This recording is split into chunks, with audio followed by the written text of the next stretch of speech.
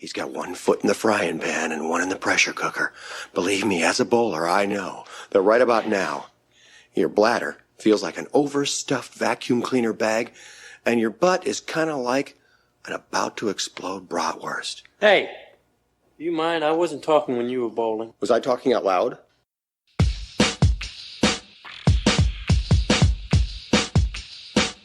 Welcome to Munson's at the Movies. My name is Kyle. I will be your host. I'm once again here with the rest of the Munsons. I want to give them a wide berth.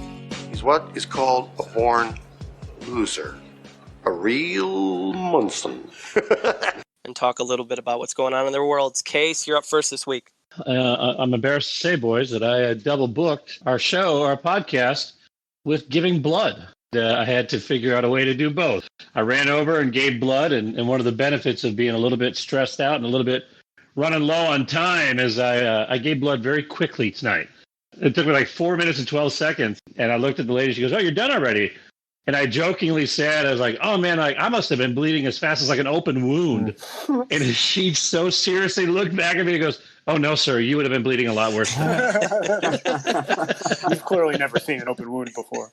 If we don't hear from Case for an extended period of time, just assume he passed out from blood loss. Yep, he fainted, and that's that. He wakes up all sweaty, just sweating it out for the Munsons today. Warren. I took a shower today, and that's pretty much it this past week. Yeah, Craig, usually when someone's like, "Oh my gosh, are you done already?" Usually you have to apologize, but congrats on you for being ahead of schedule. So that's it for me. Someone's got to carry the torch, philanthropic deeds, and that's Craig. We appreciate you, man. James. Yeah, similar to Craig, I was double booked. I had my daily depression nap scheduled for now, but I was able to move it aside, and I'm glad to be here with you guys. Hopefully we brighten up your day a little bit. Absolutely. Rigby. It's hot as hell here in Vegas, man. It's like 115 today. Other than that, things are good. Ready to talk some Mr. Ali. I'm excited. Well, in my world, you guys don't know this because I didn't tell you via the group text. I was cutting my grass today, so doing a lot of household chores that Warren likes to so eloquently talk about almost every time we record. I was putting my mower back in my little shed, and it's too small for me to just put it in standalone. So I have to loosen the little knobs and bend the handle down. Well, I was loosening both knobs on both sides, and it swiftly dropped down, and I cut the shit out of my middle finger on my left hand to the point where I may or may not need stitches, and it's been painful all day. Are you a lefty or a righty when you play baseball?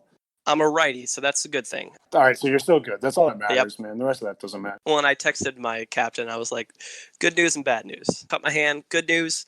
I can put that finger outside of my glove. I can still pitch. I can play defense. Bad news, I can't swing a bat probably for most of the week. Yeah, there's no way. Dude, just bunt. Yeah, pretty much. Become the Juan Pierre of, over 30 baseball. All that drag bunting I did in high school is going to come back to pay off right now. All that speed you have. Oh, yeah. With that surgically repaired knee of mine, Yeah. I'm really just flying on the base path. So other than that, I'm fantastic. I'm excited because I get a chance to introduce our next guest Munson, and that's Mike Rodmaker. Welcome, Mike. Hey, thanks for having me, guys. Hey, man. Yeah, Mike. Welcome aboard. Rodmaker. Yo, and he's born and raised in Cincinnati, Ohio. So, hey Warren lives there. Yeah. Knows that area. Where do you live now? I'm in Los Angeles now. Oh, nice. Yeah. It's like Rigby knows the script. Rodmaker moved to LA in 2016 to pursue a career in photography and film. His work in those fields is focused on the outdoors, sports, and documentary filmmaking. He's an avid runner, climber, movie nerd, and popcorn enthusiast. And let me tell you, this guy has got some fantastic photography. Follow him on IG. Drop that at the end, Mike. Drop your IG so people can follow you and see your photography. I know that's going to come, but we got to make sure we hit that. Movies he's seen the most. Lord of the Rings trilogy, 2 Towers, 4 times in the theaters. That's a lot of time. That's sitting I appreciate in a seat. That. Yeah, man. That's commitment. You get a lot of time in middle school. Just That's saying. 15 hours of one movie. That's time well spent. That's a great trilogy. And then this is a fantastic little fun fact. His most memorable film experience was seeing Jimmy Chin's and Elizabeth Chai Vasaheli award-winning mountaineering documentary Maru at the Sundance Film Festival and meeting Jimmy Chin, Raina Ozturk, and Conrad Anker. I hope I didn't butcher their names. That is an awesome documentary. I saw it a few years back. Tell our audience a little bit about the legend of Meru. So this is what they call, it's a mountain in the Himalayas. It's kind of known as the unclimbable mountain. Takes quite a bit of mountaineering skills, but also technical climbing skills. You're hauling a bunch of gear. Normally, you kind of get one of these angles when you're trying to be a first ascent. And just a lot of people are really skilled in one, but not two or three of these different fields. So the documentary ultimately covers, initially they were 100 feet from the summit when they got kind of beaten back by some rough weather. And the documentary follows all three of their commitment as climbing partners and life challenges in the time between the first climb and then when they would ultimately make another attempt at the first ascent years later. It's really, really interesting. Just, you get so many correlations between the personal struggles and what struggles and makes it tough on the mountain. It's quite poetic, if I can be so bold to say. Wow, that's cool. Dude, you sold me on it.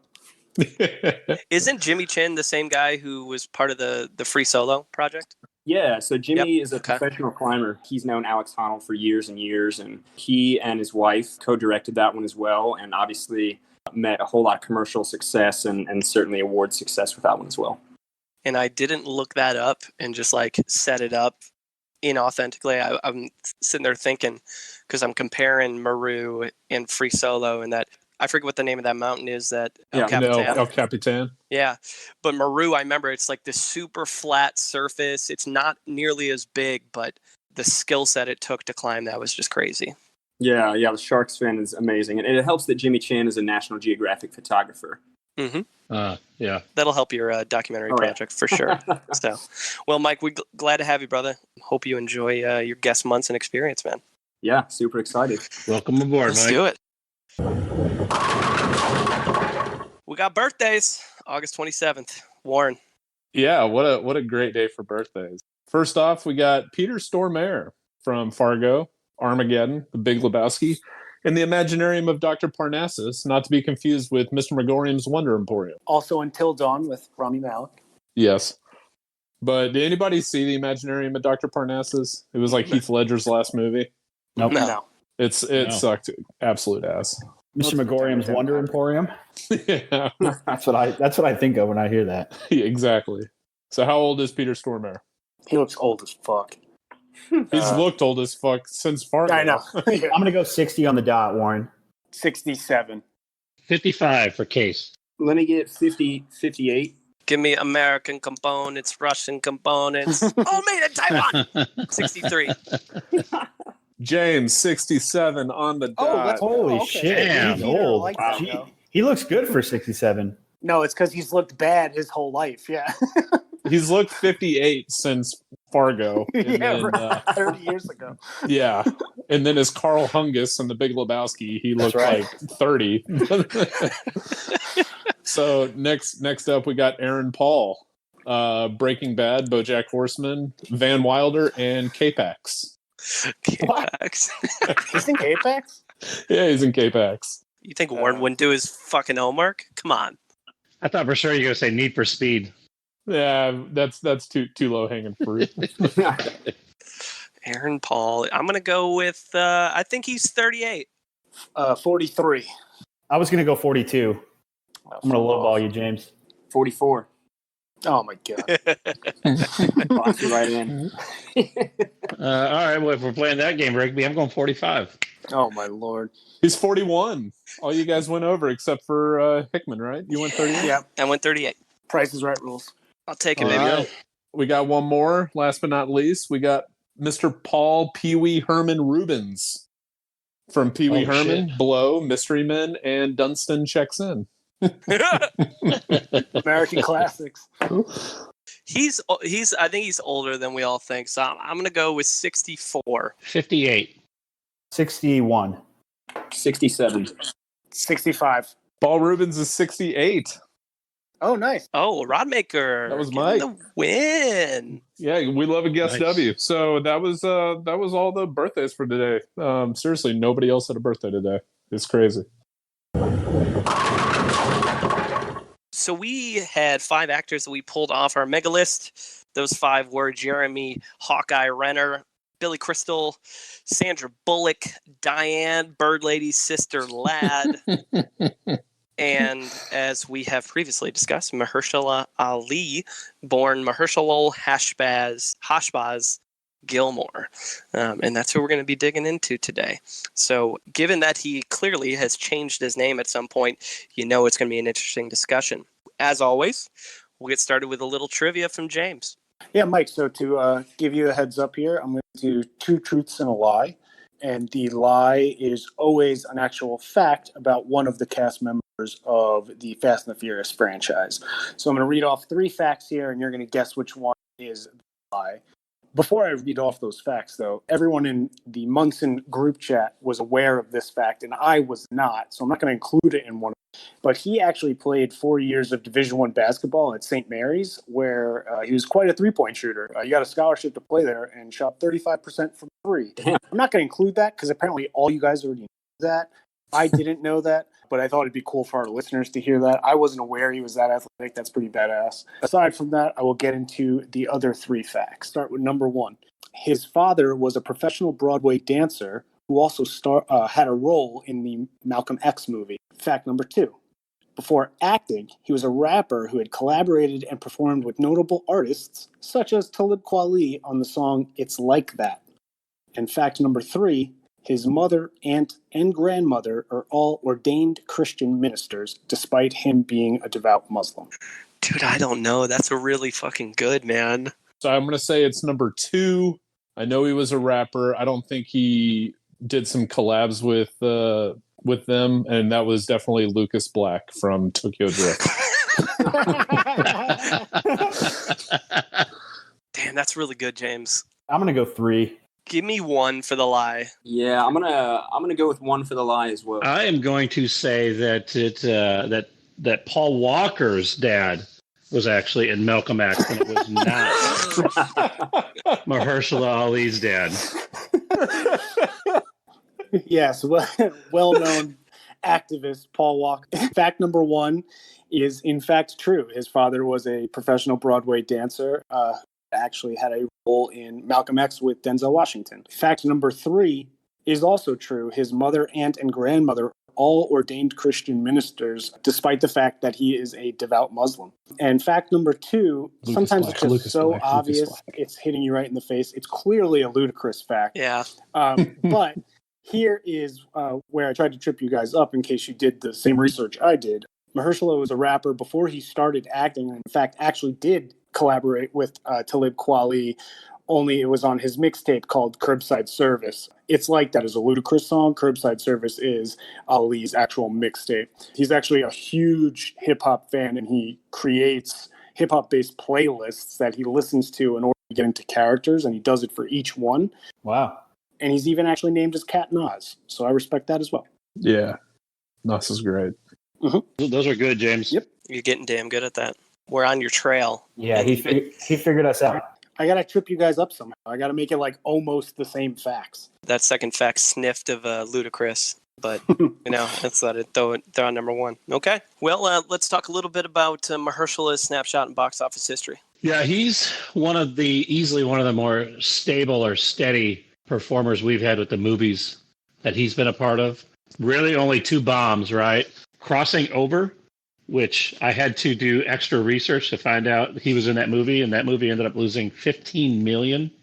And then the other one, Free State of Jones, it was budgeted for $50 million, and it lost $25 million. However, the thing that stood out to me the most is that the movies that he's in they're averaging a 15 times the return on investment, which puts him at 4th. However, the thing that stood out, you guys take a guess on where he ranks in our critic list. Of our 17 actors, where is he on the critic ranking? 1st. Yeah, he's got to be top 5. It's got to be number 1 or top 3, yeah. If you look at Rotten Tomatoes, of all the movies he's listed, I don't think Crossing Over is there. Only 2 are not certified fresh, and that's Supremacy and Free State of Jones. Everything else is high. It's like 60 or higher. So he comes in number 2 behind JGL, the original. OG. And guess what he is on our fan ranking? Gotta be high too. 8th. 2 behind Jessica Chastain. He is number 2, but he's not behind Jessica Chastain. The highest fan ranking for us is actually Chris Tucker. Mm-hmm. Oh my god. He's in our top 2 in critic ranking and fan ranking. The only time anybody's been close on our critic and fan ranking averages are when it's low. Oh, like they're both. Yeah, that makes sense. To have somebody that's 2 in both, that's crazy. Consistent across the board, beloved by fans and critics alike, and it's impressive because he's really only been acting for 20 years and significantly for 12 years, which we'll get into. Yeah. Thanks, Case. Before we get into his film and TV work, he's done a lot of TV work. Let's talk a little bit about what his life looked like pre-2001, because as we mentioned, he's gone by a couple different names and played basketball. He's done a lot of stuff. He was at St. Mary's, California. He played under the name Herschel Gilmore. I saw his points per game average was pretty low, but he was hitting threes. He was basically like every kid we played in Indiana in the men's league, James, just draining threes. Only he's doing it against D1 athletes, and they're doing it against our fat. So it's a little different. I saw one highlight reel clip on YouTube, and he was pretty tenacious on the boards, man. Wasn't necessarily graceful, but he was a high energy player from what I could tell. A real glue guy. Yeah, exactly.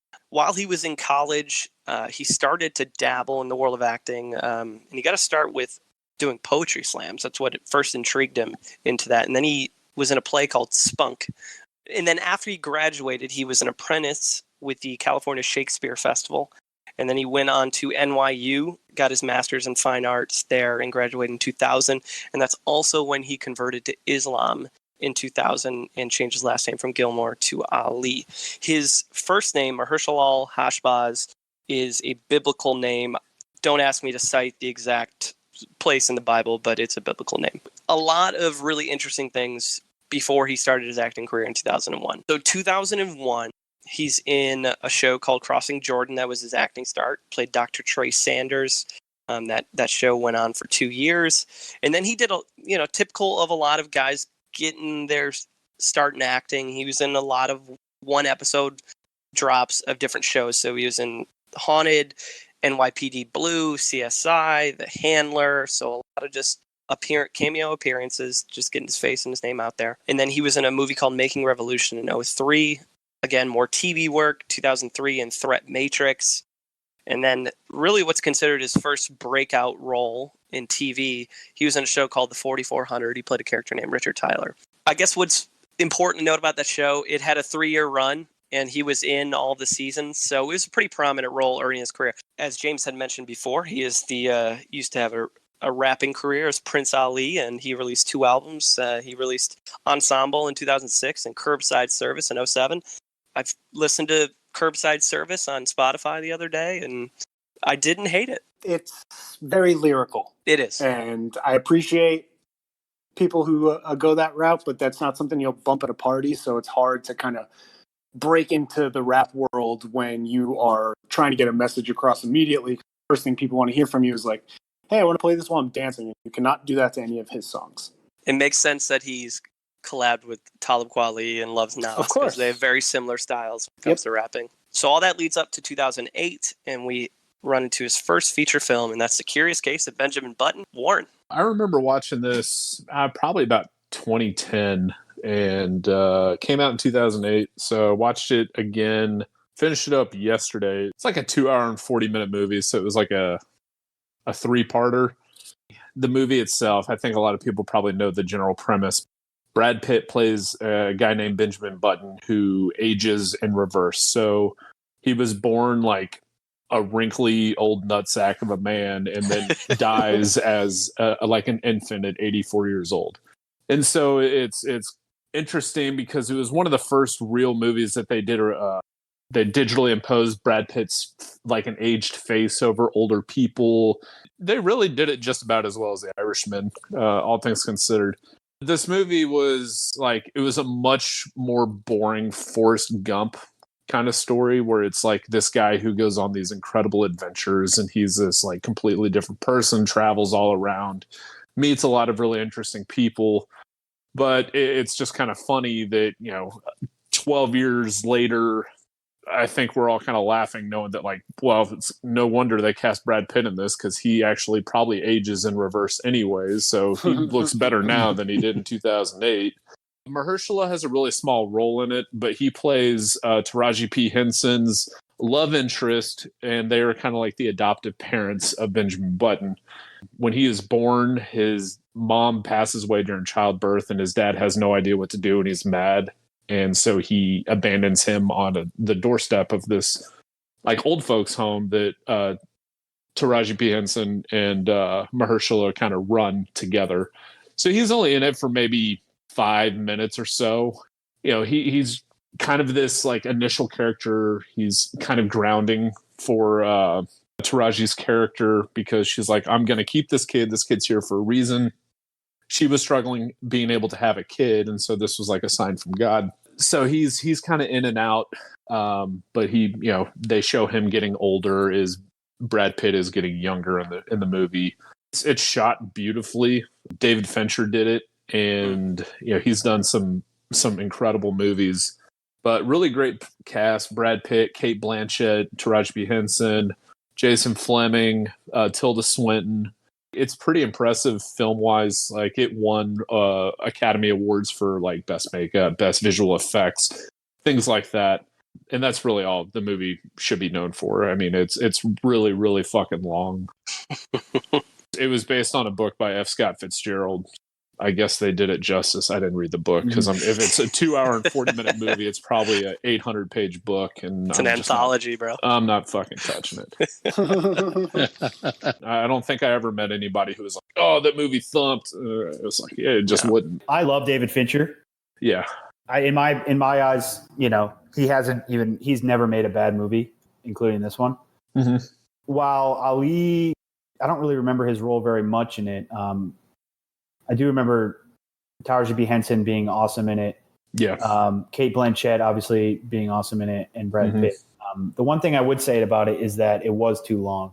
If you tell a story about a guy's life in reverse, it's going to probably be a long movie. So I understand that. A lot to unpack. For his first film role, it's a pretty big movie for him to be in, even if it's in a small role. Pretty significant at that point in his career. Yeah. 2009 to 2013, he's in a movie that Craig had mentioned that lost a shitload of money called Crossing Over. Plays a detective in that one. He did what every actor is supposed to do at some point in their career. He was in one episode of Law & Order SVU in 2009, probably as someone who was up to naughty things or is, tracked down by some creepy dude. That's usually how those things go in SVU. I'm sure Ice Cube was perplexed as to what was going on in that particular case. He was in 2 TV movies in 2010 called The Wrong Man and All Signs of Death. Guarantee you guys have never seen them, but that's okay. He did other projects. He was getting some decent work. And then in 2010, he was also in Predators as Mombasa. Movie rocked. Yeah. It's just dumb fun. Like, you don't need to go in there being like, "Ooh, is this going to be like live up to the other Predator hype?" Because it's not. You go in there and you eat popcorn and you die laughing at some of the lines they think are serious that aren't really that serious, and you watch brutal murders. Mahershala does not make it out of this one alive. Spoiler alert. Doesn't matter because who cares? But he dies a brutal death, just like every other character in the movie. Yeah. Is he? I've never seen it. Is he good in that action role? He's really not in it all that long. He's like the second person who dies. The kind of plot device is these are all like the best killers on Earth, and they all get dropped onto the Predator's planet where the Predator hunts all the best killers on Earth. And he's like a Sierra Leone kind of like death squad member. Like one of those soldiers, and he doesn't talk that much. But there's a bunch of actors who have like side roles like that. Like Danny Trejo is part of the cartel and that, and they all just die horrific deaths. He said he had a great time filming it. They filmed in Hawaii and they filmed in Texas, and he was like, I had an absolute blast filming. Nice. This is the lowest audience ranking he has. Total, it's 52. I'm going to stand up for my buddy Ben, and he would be so pissed if I said anything negative about this movie, because he would probably say that was probably the best movie of 2010 for him. Ooh. Very rarely do the critics like movies more than the audience does. Well, these kind of movies, especially. Yeah, in this case, 65 critic, 52 audience. This movie is important in Ali's career, because this is the first time he connects with Robert Rodriguez, I believe. Yeah. They get together, on Alita Battle Angel, which I'll talk about later. Yep. A lot of connections. Also learned a cool fact that he has died the second most of any star that we have reviewed, next to Ken Watanabe. That's fun. Wow. In movies where Watanabe, 2/3 of his characters have died, it looks like Mahershala has died about like 12 times. It's about 50% of the roles he's played, he's died. Look out, Sean Bean. Mahershala is coming for you. That's good. That's a good little drop. So we've got another actor who was in a video game. We had Remy a few episodes ago, and we talked about his work in Until Dawn, which had that fantastic end quote that we used at the end of the episode. Leave it to the pros, bros! This is the first of 2 video games that he's in. He's in CSI Fatal Conspiracy in 2010. Also in 2010 is when he officially started using Mahershala as his name in acting instead of Mahershala Ali. I read a little fun fact that he just kind of got to the point where it was like they started having to like cut his name off on promo posters for movies, and he's like, all right, I gotta shorten this damn thing so people stop yelling at me about how long my name is, because it's 18 letters. He did it mostly out of convenience for marketing, but I think it's done probably a lot for his career in terms of just knowing who he is. And then he was on a show called Treme as Anthony King. I think it was by the same guy who did The Wire. Mm-hmm. And Treme it's a neighborhood in New Orleans. It talks about them kind of rebuilding, the neighborhood rebuilding after Katrina. 2011 to 2012, so at the same time, he's filming a show called Alphas as a character named Nathan Clay. And then he also did the film work for a character called Kofi in the movie The Place Beyond the Pines, which was a big Ryan Gosling role. I remember that. When this movie first came out, I remember really liking it. And then I rewatched it. I didn't like it as much as I thought I did in my head. It was good. It's just, I think it tries too hard to be a little too artsy. Yeah. And Mahershala, it plays the boyfriend of Eva Mendes. And Eva Mendes has a son with Ryan Gosling in the movie, and he's like this like kind of white trash carnival worker. And Mahershala plays a guy named Kofi who's like got his act together, owns a house, and so he's like the rich boyfriend that Gosling could never be. But he's only in it for a little while, but he's good in it. And I think all the acting in the movie is good. It's just not as good as I thought it was when I first saw it. And technically, his largest critic gap is a movie called Gopher Sisters. We were going to review this for the pod.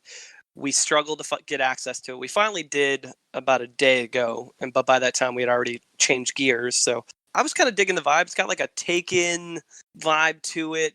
Mahershala is literally in it for one scene. He plays a character named Dez, who I think is a lawyer. The rest of it is these 2 sisters and this guy trying to track down their son in Mexico. And then finally, from 2013 to 2016, really probably where he became widely known in the public sphere of pop culture and television. He was in House of Cards as Remy Danton. His performance in House of Cards is, I think, probably what launched him into stardom. I agree. He plays a lobbyist in it, and I remember his view. You know, he's like this very wealthy lobbyist. Like he's got all nice clothes, suits, and cars and shit. His view has like the perfect background of like the Capitol building in it. And I just remember being like, I want that guy's life.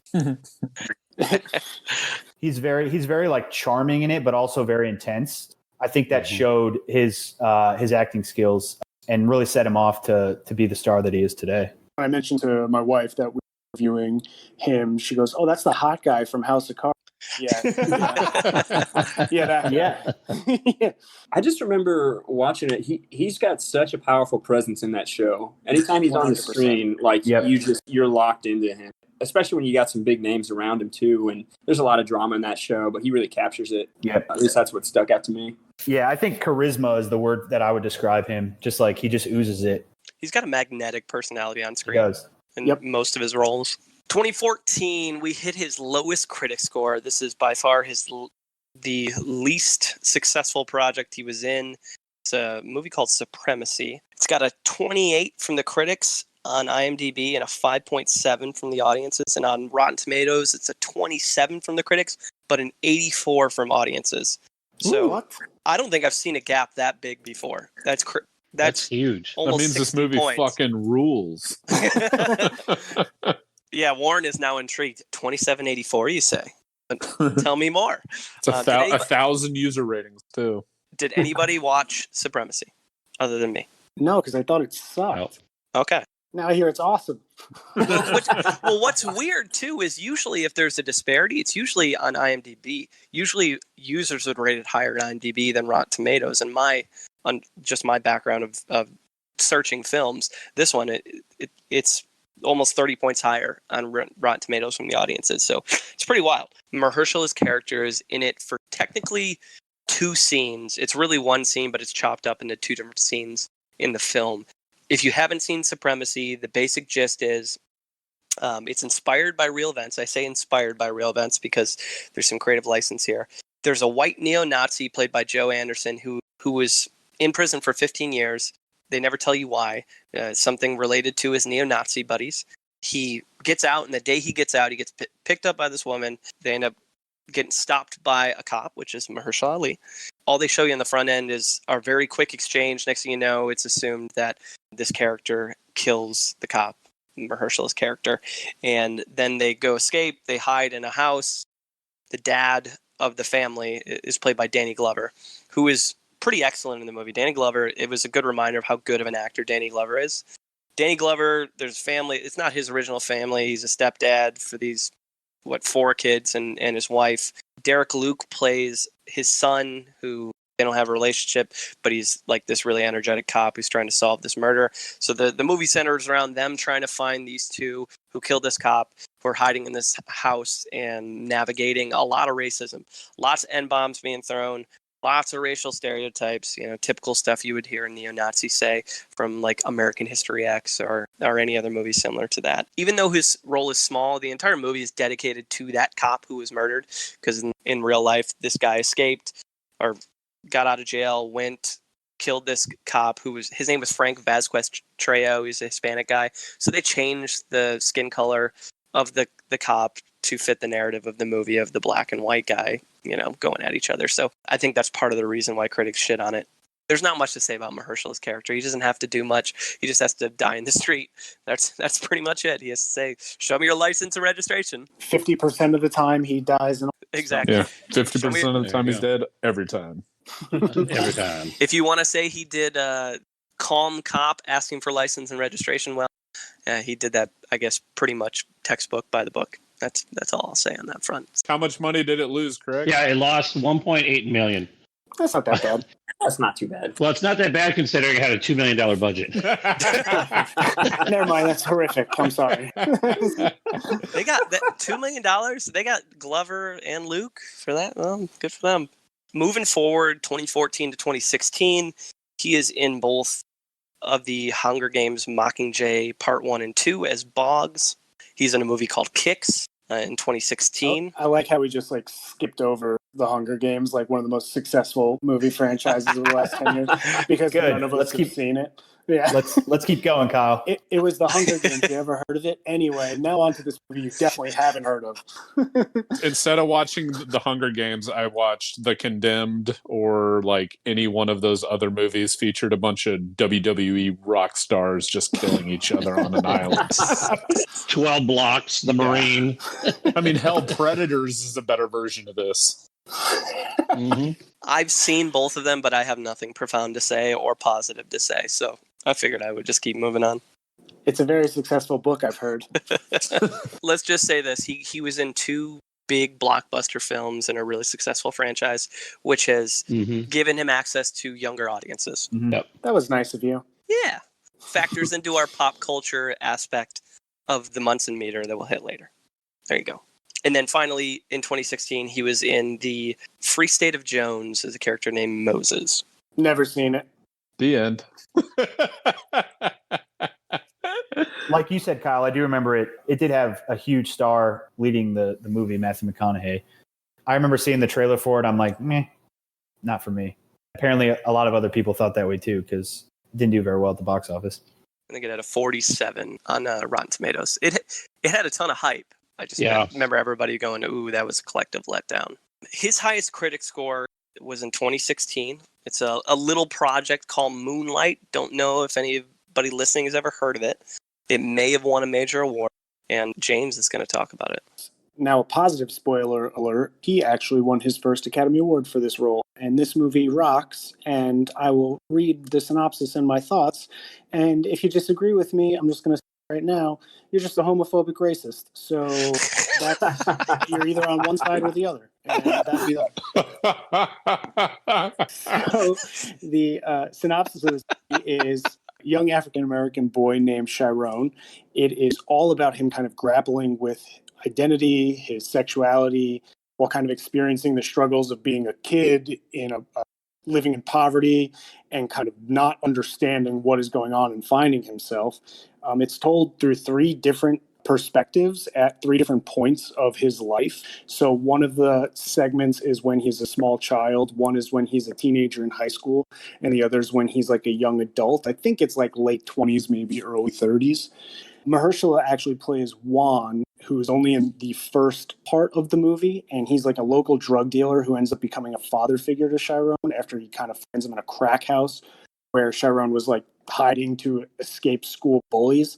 Juan actually knows Chiron because he sells his mother drugs, but then he ends up playing a very instrumental part in Chiron's life and kind of the man he's going to become. The boy that he kind of is on the outside, drugs have impacted his relationship with his mother.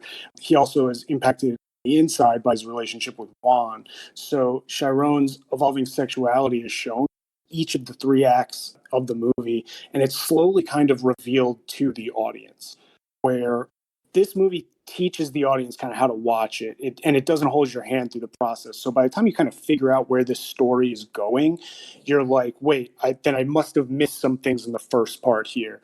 I think this movie is told beautifully. It's a story I've never seen put on film before. I think it is about masculinity and sexuality and its relation to race and socioeconomic standing. And at each stage, Chiron, the main character, has a different understanding of kind of himself, the people around him, and how those two things should relate. Mahershala is fantastic, and I think he plays a lot off we had previously mentioned, where he is this kind of intimidating, commanding presence. There's a warmness there. There's a charisma there. And he ends up being it's odd to say, but for a drug dealer, he becomes a positive role model in this character's life. I know that there are some thoughts that are held amongst this group, but I will say this so we can discuss it here. But I will say this. I rewatched this movie, and again, I was blown away by how good it was. And I'm still impressed with his performance. And I still think this movie lives up to the hype. That scene where once he realizes his people are the ones selling the drugs to Chiron's mom is when he like has that existential crisis of like, oh shit, I'm not the person I'm trying to be in Chiron's life. Like that just...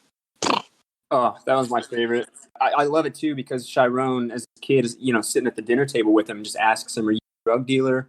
And super quiet and reserved. Yes, and because my mom does drugs, right? And you just see him just fall apart right there. Yep. The play between the drama and like the guilt and the self-realization with the innocence of the kid and seeing the people he's hurting just really, I think, steals the show on that one. I also love how a drug dealer in a very hard neighborhood in South Florida is having a very nuanced and reaffirming conversation about sexuality with like a 9-year-old boy who doesn't really know what's happening.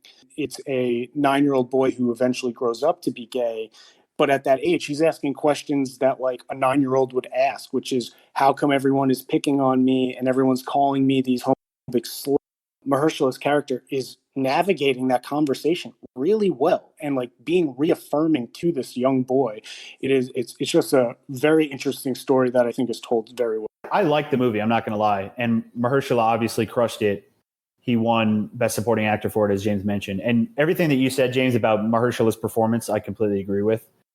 The one thing I would say is I think it moves a little slow. I think that's a fair critique. Yeah. It's a slow, especially the second and third acts. They're slow, but if you stick it out for the character arcs, then it makes sense. Yeah, absolutely. The one thing I will say about this movie, it will always have a place in my heart because of what it did to La La Land, because I fucking hated La La Land. I hated that movie. And the fact that my heart was officially broken for 2 minutes when they wrongly announced that La La Land had won, and then they mistakenly said actually Moonlight's the winner. That I've been watching the Oscars for 20 years now, and that was probably the worst 2 minutes of Oscar joy, followed by the best 2 minutes of Oscar joy. I just remember, God, like it was very clear something was wrong when the stage hands were hanging out in the corner of the stage.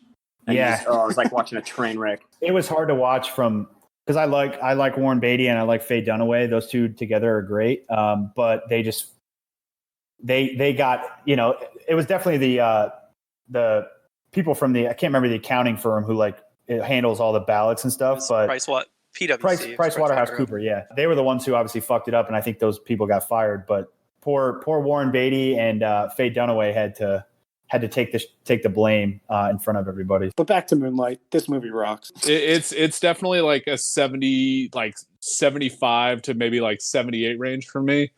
And I loved the first two parts. Then I enjoyed kind of the beginning of part 3 when he goes and visits his mom.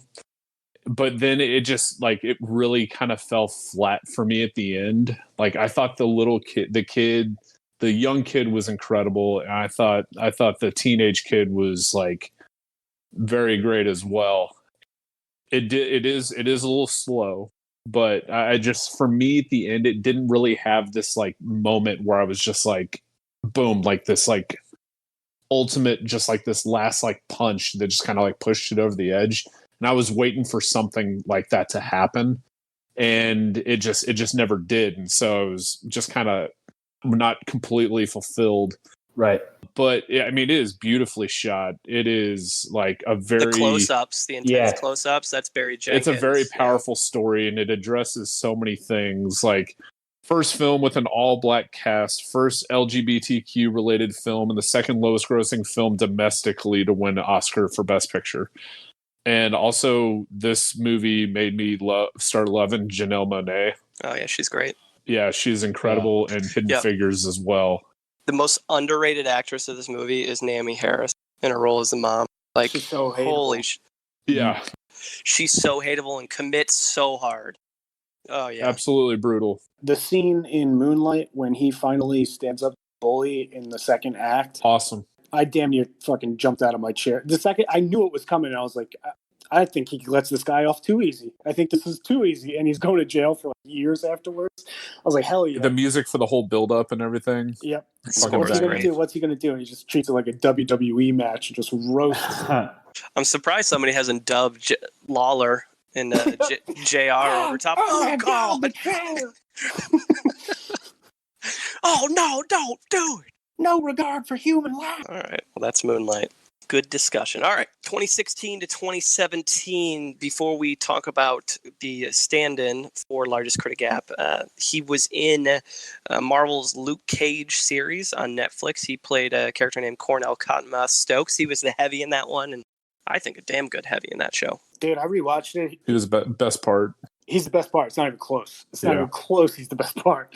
I looked up why he wasn't in more of it, and it was funny because everyone on Twitter had the same reaction. They were like, yo, Luke Cage pretty much ruined the show by killing off the best character. And I think either the director or the writer of the show wrote back two people who were saying that. It's we could only afford to have him for 7 episodes, so we had to figure out something to do with the character. It's we agree. It's apparently he's a big time star in 2015. He's got a price tag on. Dude, he's just such a good bad guy.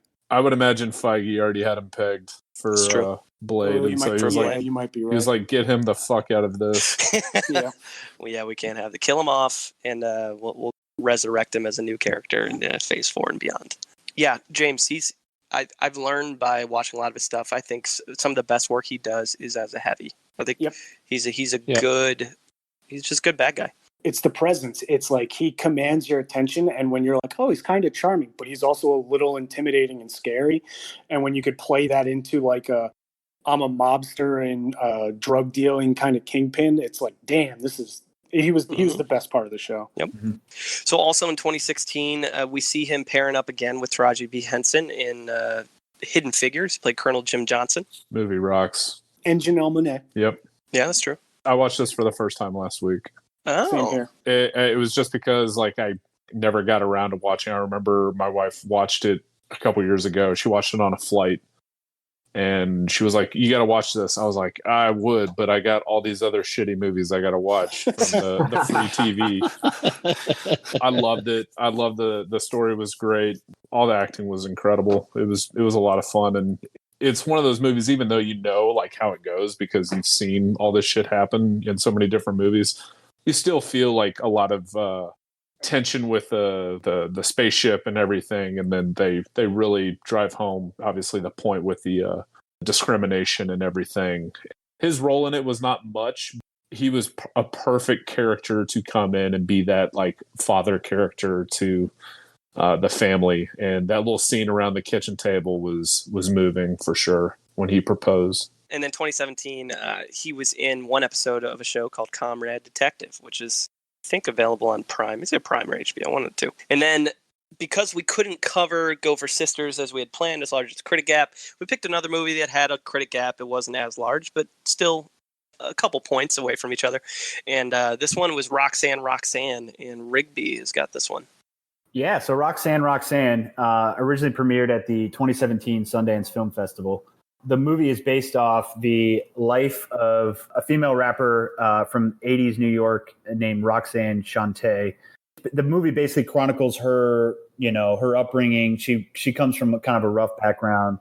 In the first 20 minutes of the movie, Nia Long, who plays Roxanne's mother, she's trying to save up money for a new house, and she works, overtime as a nurse and tries to save this money. And she's living with her live-in boyfriend. And she's like, look at all this money we've made. We can finally buy a house. And then there's a quick transition to the next scene.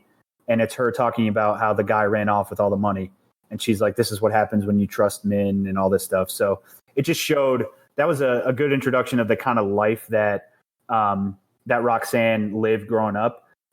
She's kind of like, she starts out the movie kind of dorky. She's got like braces and gets picked on and stuff. But where she finds salvation, I guess, is she's a freestyle rapper, and she participates in these rap battles in her neighborhood, and eventually gets noticed and gets put on the radio and becomes a big star in New York. And that's where Mahershala Ali's character is introduced, because he is this manager slash I guess you could say manager. He plays her manager in the movie, who kind of takes her under his wing. And at first you kind of think it's with good intentions. And then as the movie progresses, you realize that he's just kind of this predatory character who's, 20 years older than her and is preying on her, basically. He's extremely abusive. I remember just, he's the kind of character that like you're just waiting for him to just go off, basically. The movie is really, I texted Kyle this last night. It's extremely well done in how they chronicle her life from like scene to scene. My favorite scene of the movie, or my favorite moment of the movie, is there's a scene where Roxanne and Mahershala Ali, his name is Cross in the movie, by the way. I don't think I mentioned that. They're having sex, and you see Roxanne's face like moaning about to orgasm, and then it transitions to her having her in childbirth, and she's got that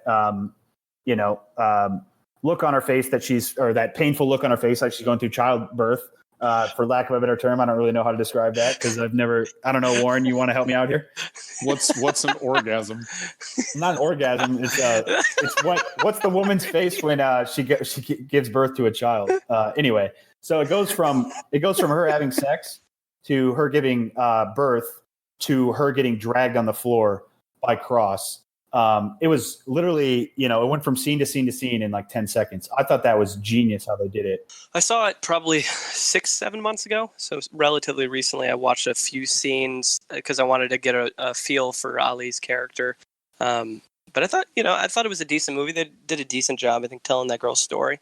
They did, yeah. And he's great in it. I mean, he's not in it really until the last half of the movie.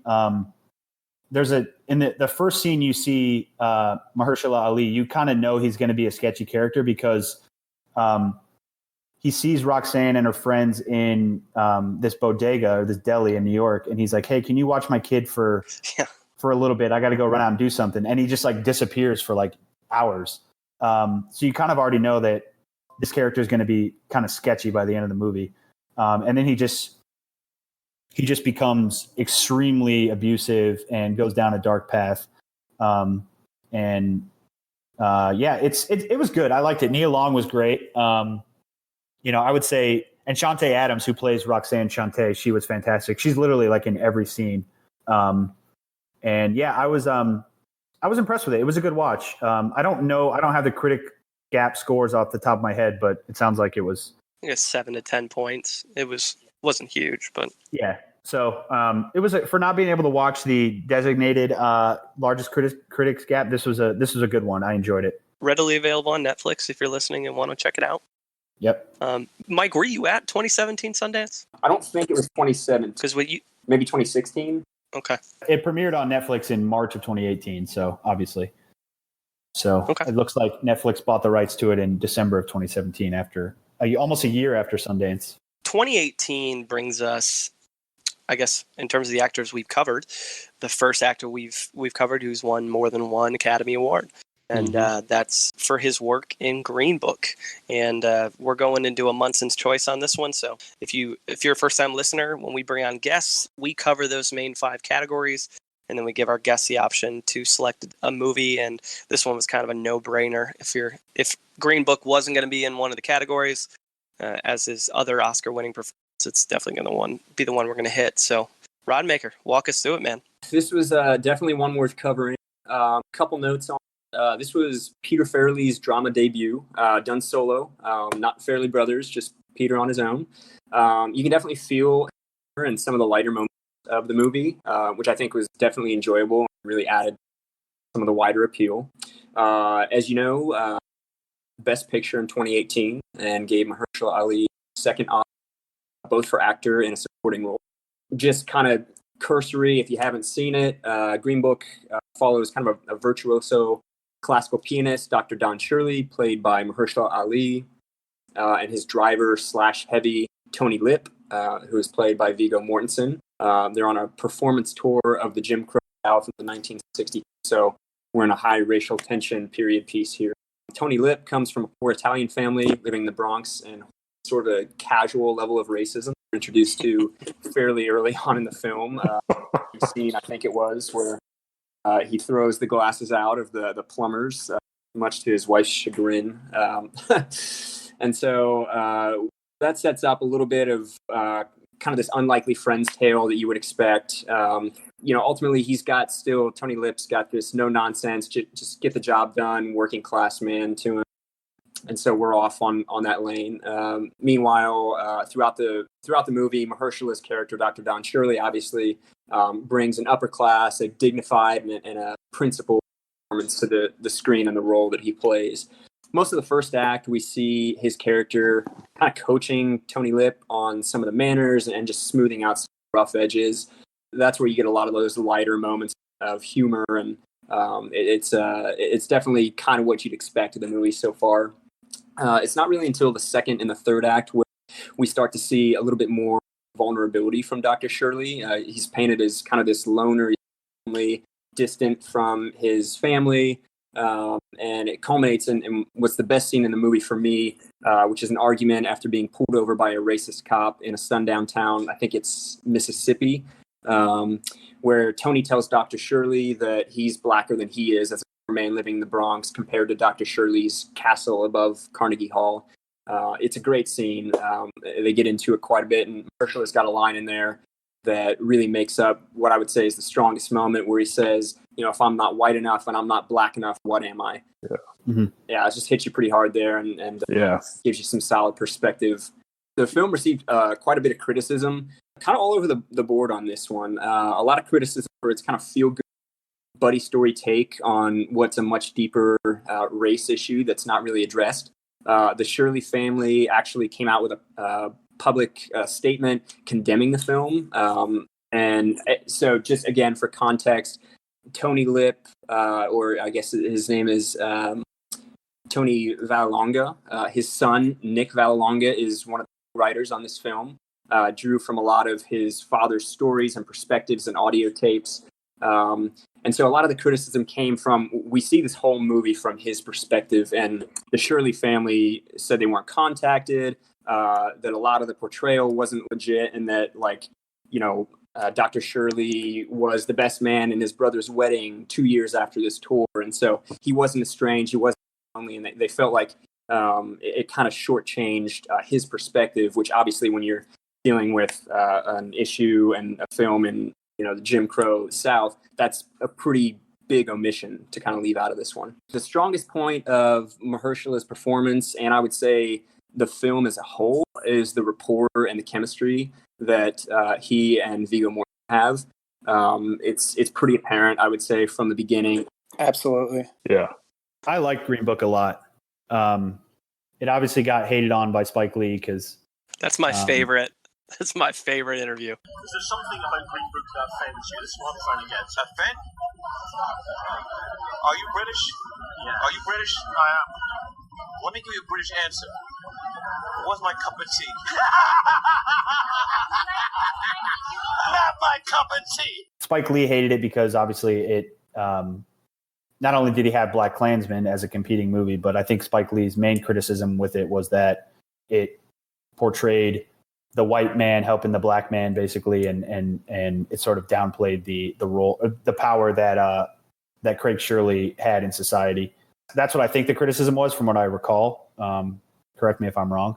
I think a lot of it came down to, it was supposed to make white people feel good and be like, yeah, racism's dead. Right. It was whitewash. We solved it, everybody. Whitewash, for lack of a better term. It's white guilt, right? It's like, hey, we put this nice story together, and guys, now we've solved racism. We're good to go. Right. And I would argue Black Klansman was a better movie, but 100%. But Mahershala was definitely deserving of the Oscar in this movie, no doubt. He acted his ass off, man. I think the two lead actors carry the entire movie. Yeah. Mm-hmm. Yeah. For supporting, the only other person I would have considered giving it to is Adam Driver from Black Klansman. It's true.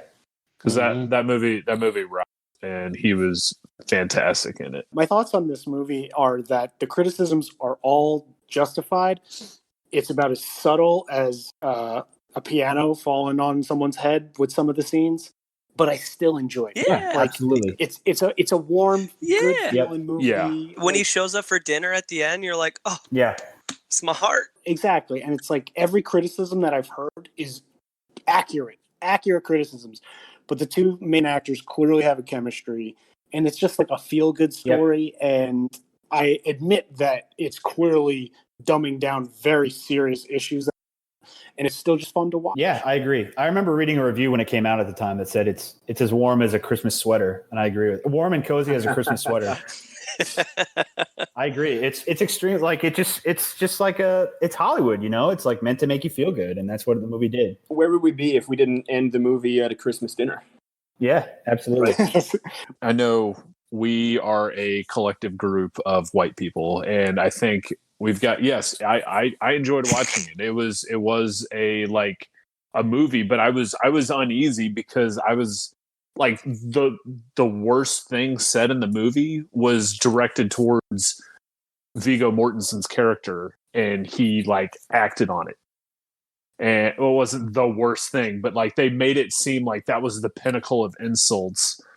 Was when they with the cop in the town, and he punches the cop. Yeah, and where he calls him the N-word. Yes, and it's like, oh, the white guy got insulted by the N-word. Like, this whole movie is about racism towards black people. Yes, and so like Mike, exactly what you were saying with that. Like, I'm not white enough. I'm not black enough. Like, what am I? Like that was like a devastating scene, and I like the only we've got our like how we felt about it, and then you have Spike Lee and how he felt about it. So that's like your spectrum, and I would really like to hear like what a majority of black people felt when they watched this movie, if they even gave it a shot, because it is 100% a whitewashing of a story. And it would be like going into Moonlight and being like, I'm going to do it from the perspective of the science teacher or some shit like that. Like, why would you do that? And yes, I think Viggo killed it. He was extremely entertaining, and to have a 62-year-old like Swedish guy play a 45-year-old Italian guy. That's incredible acting. So, he was very entertaining, and like I watched it with my wife, who's from an Italian family as well, and so she was kind of laughing along at those things, but she was like, "Oh my gosh, I'm so uncomfortable because this is so familiar to things that I have witnessed growing up." It's just like you said, it was like, "Oh yeah, we're Italian, but like anything that you say about another group, they're like, well, they'll just say worse things about us." So it's like that's just how they view it. If the movie hadn't won best picture and it just like stayed off the awards radar, I don't think there would have been any issues, no criticism. But because it won the biggest award in the land and it was an all white dude writing team, that is why it's criticized the way it is, because the perspective of the film. 2018 to 2019, he was in another video game, lent his likeness to a storyline in Madden 2018. So, a lot of people play Madden. Mahershala's... Ever heard of it? I haven't bought it in years since Calvin Johnson was on the cover, but I'm well aware it comes out every year, like clockwork. And then in 2018, he's in a freaking banger of a movie. It's Spider-Man Into the Spider-Verse as Uncle Aaron, and that movie is awesome. It's on my Mount Rushmore of superhero movies. False. It's far and away the best Spider-Man movie. Not even It's the best. It's probably the best animated film in the last 5 years. I would agree with that. I think it's incomparable to say, like, I've heard a lot of people say, like, "Oh, this is the best Marvel movie to come out." It's incomparable, but it is an incredible movie. It's like there's a reason it won the awards that it did, but it's like it's apples and oranges within the same thing. I felt bad for everybody else nominated in Best Animated Feature that year. It's like you tried. But you know where this is going. The comic book style of that one is just something you do not see in the mainstream in Hollywood. You get a lot of it internationally and in some of these smaller individual independent film categories. But man, on that scale and to that level of polish, unbelievable. And his role as Uncle Aaron, pivotal part of the story in terms of like this cognitive dissonance of, working for Kingpin and, trying to be a good uncle and having your nephew caught in the middle. And he does a pretty good job in that role. The scene where Miles finally learns how to be Spider-Man gives me chills every time. So gladly that soundtrack, debate bro. to the end of the world. It's unbelievable. What the free fall, right? Top 4 superhero. The free fall. Oh yeah, that gives me chills every time I watch it. And then finally, he was in one episode of a show called Room 101. And our last category is largest audience gap. So a film that audiences tend to love a little bit more than the critics. And let me tell you, Twitter loves this movie because people, I don't know if they've captured a bot farm, but the Alita Battle Angel Twitter supporters are they're all over the place, man. So Case has got that one. So Alita Battle Angel is a 2019 film like Kyle was talking about. And it's directed by Robert Rodriguez and produced by James Cameron. Mahershala was very interested in this project. He wanted to be directed by Robert Rodriguez. He was very interested in that because he became a pretty big fan of him when Robert Rodriguez was a producer on Predators. This was something that he was really interested in, and he also wanted to have the opportunity to work with James Cameron. Interestingly enough, this movie was actually announced in 2003. It took 13 years for the work to come out, or for the movie to come out, because James Cameron's involvement on Avatar. Bro, Cameron does that with everything. It's unbelievable.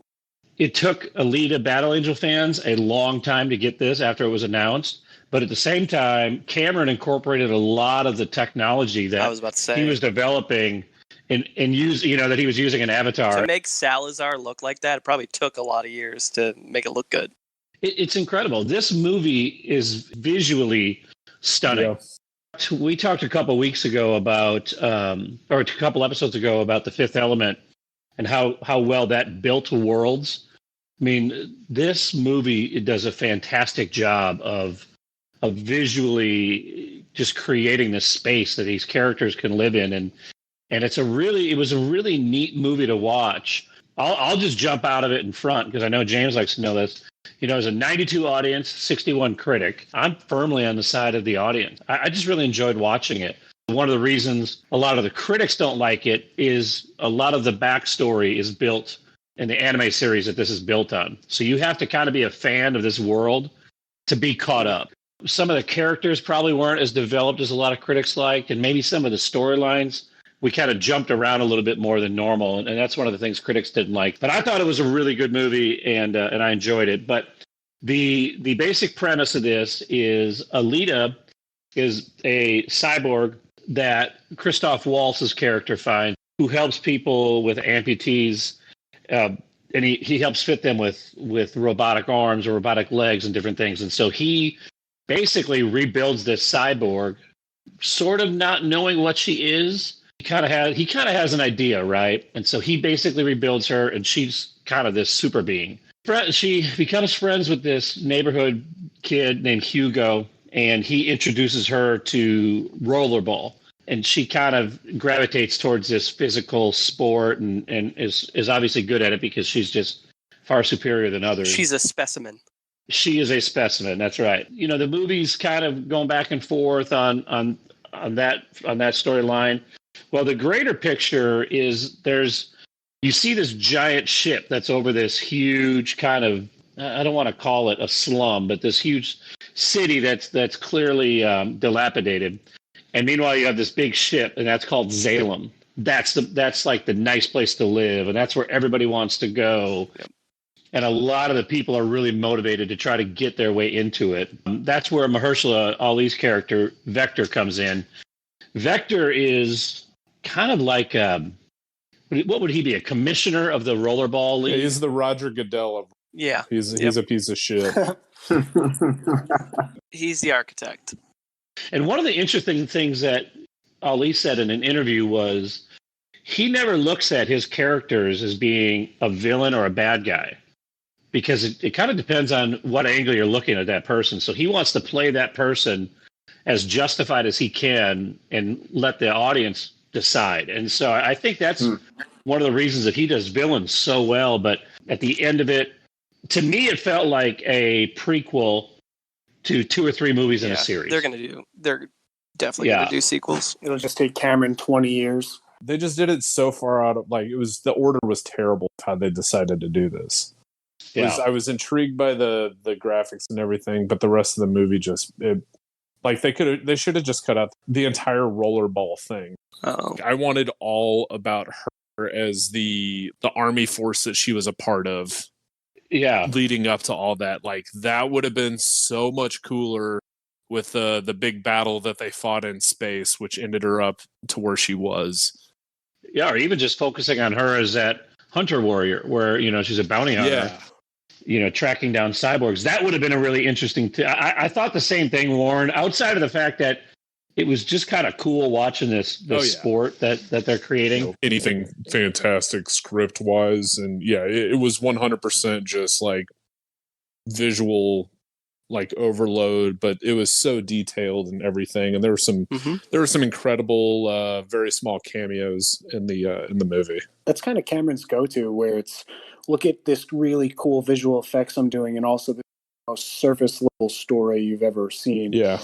But those are the good guys. Those are the bad guys. You're rooting for this person. But look at this. Isn't this badass? The movie reminds you that Christoph Waltz can carry any story. And Mahershala is a good heavy. He just, like, the nuanced nature of playing, like, manipulative. Yeah, he's a great heavy. I wish he was in it more. Christoph? Both him and Mahershala. Yeah, they're good. So that's Alita. Thanks, Case. Yeah. And to round out his career, so in the past 1.5 to 2 years, he was in season 3 of True Detective as Wayne Hayes. And he was great in that. There's 3 seasons of it. Season 2 stinks. Season 1 was so unbelievable that it like relaunched Matthew McConaughey's career. It's Matthew McConaughey and Woody Harrelson, and it's an awesome show. That got me pumped for season 2, which was terrible. And so when season 3 came back, everyone was kind of like, all right, well, I don't know. Season 2 was bad. Let's see where this goes. And so I think they kind of just went in with no expectations, and that really helped because Mahershala was great. And it was, again, what he's good at: commanding presence, nuanced story, depth of character. It's funny with True Detective because, like you said, the first season was so good, and then you could tell they just rushed the second season. Mm-hmm. I think there was like a 4-year break between seasons 2 and 3. And it just shows if you reset and actually sit down and have a concept for a show, it shows what it can do. That's a great call. Who is this co-lead? Fucking Steven Dorff. Yeah, Oh, Stephen Dorff. Nice. Yeah. Yep. Those Yep. two together were so good. And honestly, if it's like Steven Dorff for me, the only thing that I really remember watching him in was the first Blade movie with Wesley Snipes. Same. He's excellent in that. Oh yeah, fucking what's his name, Frost. The show was great. I watched it this week. Mahershala absolutely kills it. Like he has to play the same character in 3 different time periods: 1980, 1990, and then 2015. Mm-hmm. I watched the first season. I watched the first episode of the second season, stopped, and then I watched the third season. And if this had come out in the place of the second season, or even if they didn't have the second season, the numbers would have been so much higher. Like season absolutely. 2 per view, like each episode had like 3 to 5 million viewers, and this season 3 only had like 1 and change. Wow. It really sucks that happened, because I think even if you had waited 5 years between them, it would have just kept people teased enough for it. It was definitely a good show, and he was incredible in it. Mm-hmm. Contrast between the 3 characters he played was amazing. Yeah. For one actor to be able to pull that off, Yeah. was incredible. So some range is what I'm hearing. A little bit of range. Yeah, dude. He crushed it as the old man. Fuck yeah, dude. I think that's what he, like, as the old guy who's teetering on dementia. It was so believable that you're sitting there like, oh, I really hope this dude figures this out, because like he's going any day now, and it's not looking good, and you just want him to figure this out. My score for him is going up with all these projects I haven't seen. 100% think that if he needs to play Morgan Freeman in a biopic, he could easily kill it. Well, speaking of shows that people were crushing to prep for this episode, Warren, you said you were crushing True Detective. I watched all of season 2 of Remy. I probably should have watched the first season to get some context, but they give you recaps, so you can get the quick rundown. But his most recent work is in 2020's Remy. He plays the Sheikh Malik, who is Ramy's Sheikh, and I love this show. I don't know if any of you have seen Remy. Kelsey watches it, and she spoke really highly of it. But it's basically the story. It's written by Ramy Youssef, and it's about the trials and tribulations of being a Muslim in today's world and navigating family, faith, sex, all this stuff. And Ali plays, a holy man and in the Muslim faith, which he had converted to 20 years earlier. And his character is one of those. He's one of those people that is supposed to think the best about people and not overreact emotionally to situations, even though people are constantly shitty to him, especially the people out front of the mosque with, Muslims that are the worst signs, and they're bringing out hot chocolate for them, and they're saying really nasty stuff. And the one guy gets beat up, and he's there taking care of him and praying for him at his bedside. And Ali just does that character well, but it's an awesome show. I feel like that's something, like, when I watched it initially, I got a little bit of like a Master of None vibe, where it's kind of the same thing. It like compares a lot of cultural differences and the challenges being in a minority group, minority religion, you name it. Yeah, it's really nice. It's nice to see more of that coming out and providing perspectives that most of us just never get. There's some really uncomfortable scenes, but Ali's character is really good in that. And yeah, I think it's pretty close to him considering his faith. I'm sure he was pretty happy to take on that role. And then finally, he got into producing recently. He was a producer on the documentary We Are the Dream, the kids of the Oakland Martin Luther King Oratorical Fest. He was born in Oakland, California, which is also our latest season of Last Chance U at Laney College. That takes us all the way to today. Rigby, you got any top performances for us? I found this list from Goliath magazine. It's a film review magazine. And I picked it because the number one on the list is going to get some wild reaction from this podcast. So basically what this guy did was he said these are the best performances of any actor of the decade from 2010 to 2020. Mahershala Ali is in the top 5. And if you guys want to guess what number he is and what role it is, that'd be good. But then I want you to try to guess what else is in the top 5. And we don't have to go too long on this, but I just want to reveal number 1 just to get your reaction. It's movies? Yes, it's movies. It's movies. Is the Mahershala role something that you wouldn't expect? No, it's not. So it's probably Green Book. It is Moonlight. It's Moonlight? Okay. Yes, and that is number 3. So this guy called Mahershala Ali's performance in Moonlight the third best acting performance of the decade. Yeah, man, he is good, but that is hard. Give me J.K. Simmons, Whiplash. Instead of J.K. Simmons, they have another creepy character, Jake Gyllenhaal in Nightcrawler. Oh, that's pretty awesome. I won't disagree with that. And that's number 4. Number 5 is a tremendous performance. Lupita Nyong'o in 12 Years a Slave. Oh, nice. Number 3 is Mahershala. Number 2, I don't know. She didn't win Best Actress for this, but Cate Blanchett in Carol. I mean, she's good in that. The Cincinnati film. Each of you guess what you think number 1 is, because I guarantee you're not going to get it. Tell us it's male or female actor. It's male. Pre-2015 or post-2015? And then we'll Pre-2015. Male 20. Is it? Titanic was in the 90s. I'll give you a hint. It's a movie that we've covered on the pod. Oh, that certainly. Rami Malek, Bohemian Rhapsody. No, dude, I was going to say. Nope. All right. So, hold on. I will say you are close. It's a Marsden movie. It's got to be a Marsden movie. It's not Marsden. I was going to guess Jared Leto, Dallas Buyers Club. Nope. So but is it an actor we've covered, or is it? It's not an actor we've covered. It's just a movie. Oh. He's in a movie that we've covered. Is it from The Master? It is Philip Seymour Hoffman in The Master. Ah, yes. Warren, your favorite. I wanted to do a little critical thinking, but I probably just gave it away when I said this will get a good reaction on the podcast. So no, every time I hear The Master, I think of James's fucking gift. No, actually, did I say The Master? I meant The Master of Disguise. I'm sorry, I meant Dana Carvey. That's the one. Pistachio disguise it. So turtle. I thought that was a fun list to go to, because I think that's probably something that we would just talk about if we were shooting the shit. So it's an interesting list for sure. If you're listening right now and you're where that reference goes to, I think that's the what episode is that? That's the Rami Malek episode. Yeah. Rami Malek episode. Go listen to that episode. Wait, just go to the part where Warren is laughing maniacally, and you'll know you're in the right spot.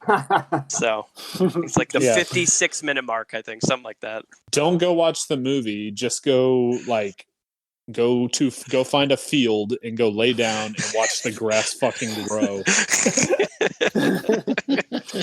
All right. Or just listen to the podcast. They'll get what they need out of it. It is good acting. The movie just sucks. A peek behind the curtain. Warren texted me outside of our group chat. Was like, "So did you like The Master?" And I was like, "I didn't watch it at all, but because you hate it, I think it's the greatest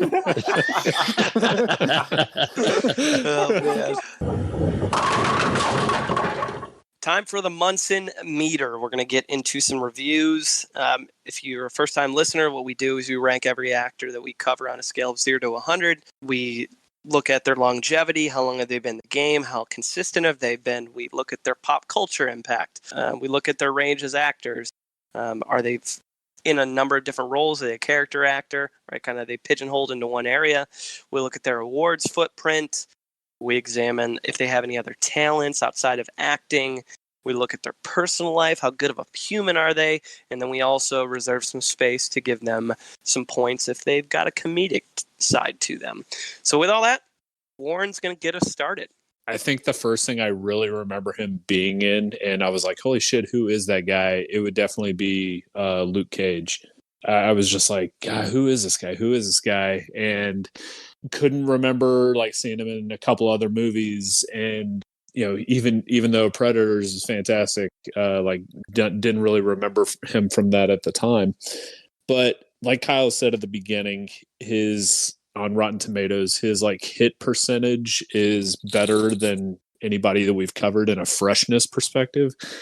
But the number of roles where he is like a considerable figure in the movie, it's only like 4 out of the like 20 movies that he's credited in. But 2 of those 4, he's got a best supporting actor nom, which is kind of crazy to think. I honestly would expect him in more lead roles, and I think we're definitely going to get that in Blade coming up. I just I couldn't believe that he really hadn't been a lead in any movie, and the one that he absolutely was, like basically second billed, like a lead number 2. You know, he wins the best supporting actor nom for us, but he definitely deserved that one. Other than that, like, we know the music and everything. You guys can touch on that, but I'm gonna give him an 80. I think that the future for him is like he can be very, very selective on what he wants to do. And I think that we're going to see some incredible things come through. I think he's going to work with some big name people coming up. Nothing's been announced, but I think he's going to be in the game for a long time. And we're still just kind of seeing, the past 6 years has kind of been really him. So he's going to be around for a long time, hopefully. And I think we're going to see a lot of really important stuff from him in the future. Rigby. You hit the nail on the head, Warren.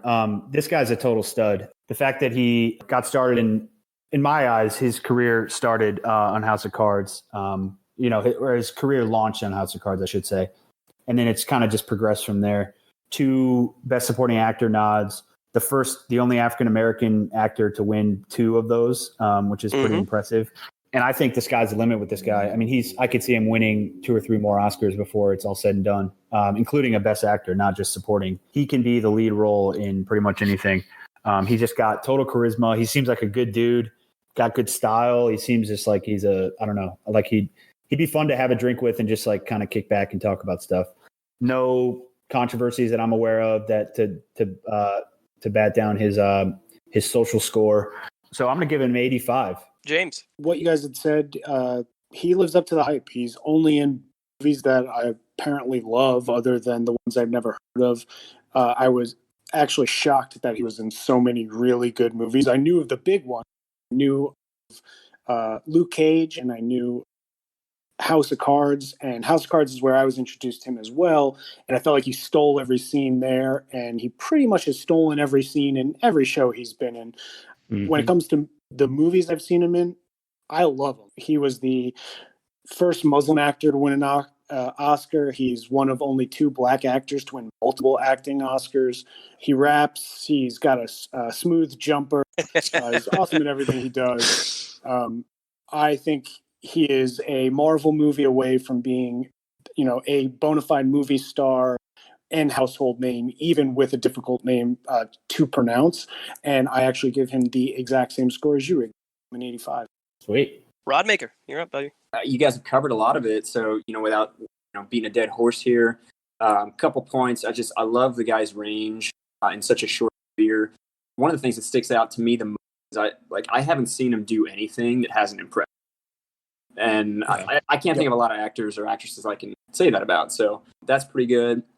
Points in my book for music career. I'm big into artists creating in all forms of art. I think that's really great. And I think you need to expand that.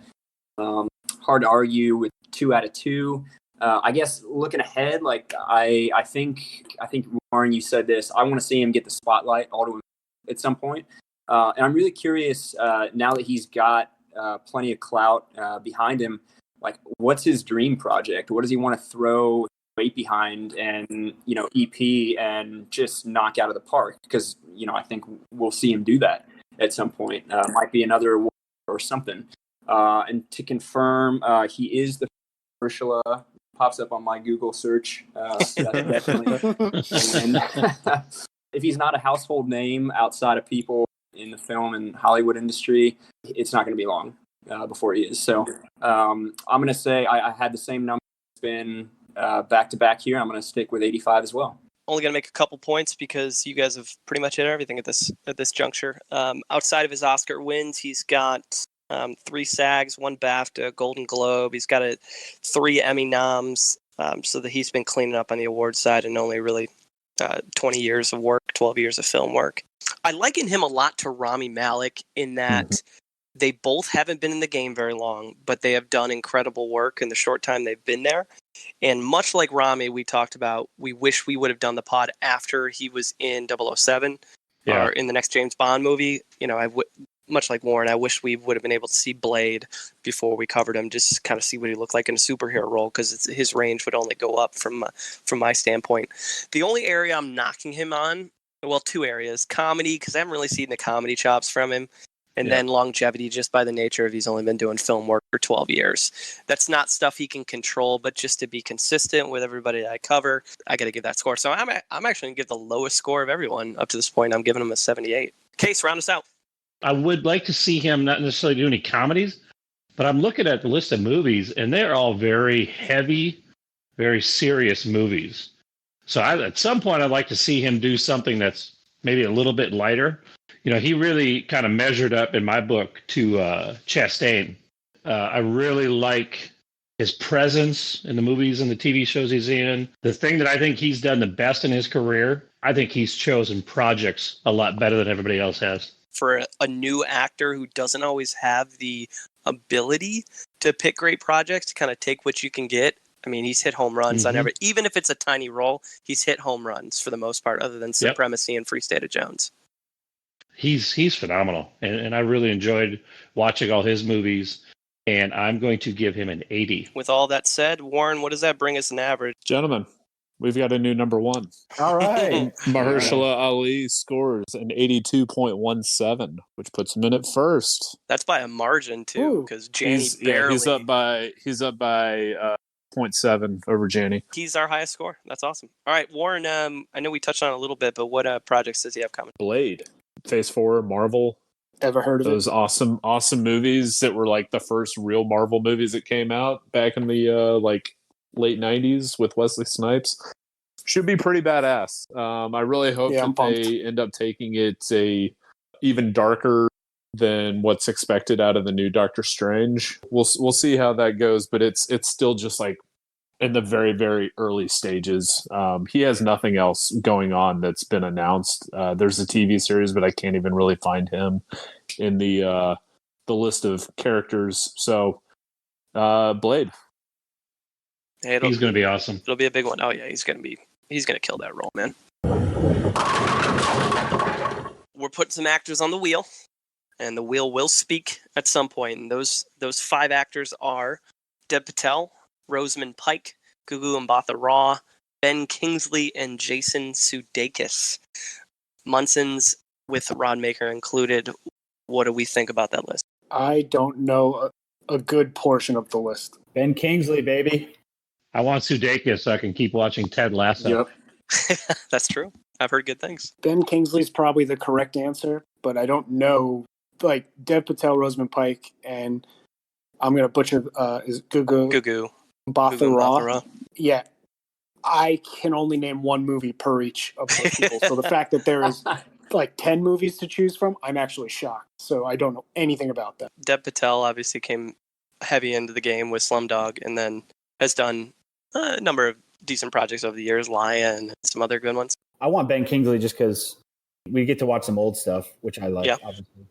I'd be cheering for Kingsley as well. Kingsley or Sudeikis? I'd like Sudeikis so I could watch Horrible Boss 10 times. Hey. Freaking me out in his little special chair. Rodmaker, we were talking about how Colin Farrell's character is like one of the most underrated comedy roles in past memory. Oh, for sure. Like to bend her over barrel and show her the 50 states. Yeah. People don't say that. Yeah. I just want you to fire all the fat people. They gross me out. I remember watching Gandhi for like a week and a half in my religion class in high school. Oh, yeah. Because it takes a week and a half to watch it, dude. 30-minute segments. That's a long You mean it's a 4-hour movie? It's a long It's a good movie, but it is long, bro. It is very long. If we do Kingsley, we can talk about his role in The Sopranos. That's right. Oh, that's right. He talks to Christopher down in like something. Regardless of who it lands on, we'll crush it. And as always, the wheel decides. The wheel decides. There you go, right on brand. Our next podcast will hit on September 10th. As of now, we're planning to roll with that one with no guests, but that's okay. Every once in a while, people make time for us. And in this case, Mike was here to hang out. We love it. So, Mike, congratulations on being part of the highest scored actor that's hit so far. That's for awesome. now. Thanks for joining us, Mike. No coincidence, Mike. Yeah, exactly. Mike, do you have any plugs? Anything you want to tell our audience? Words of wisdom, places to go, check out your SoundCloud, whatever it happens to be.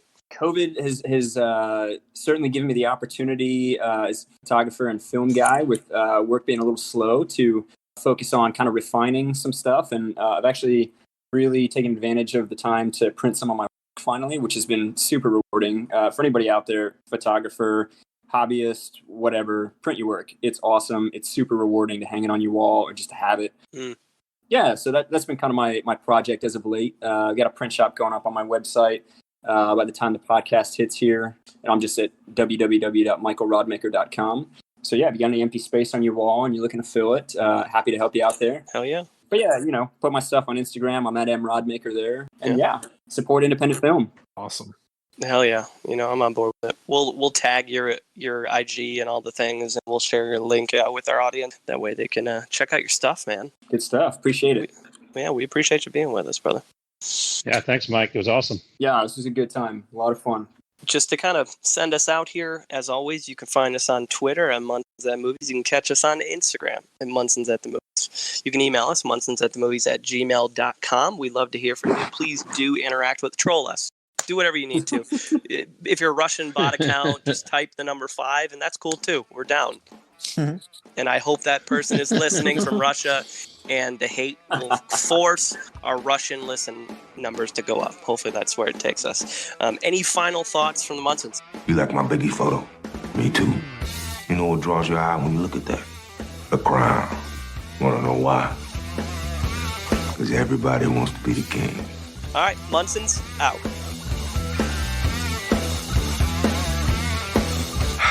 All right, let's go. Thank you for the education, gentlemen. We've just received a PhD in stupidity. Doctor, shall we?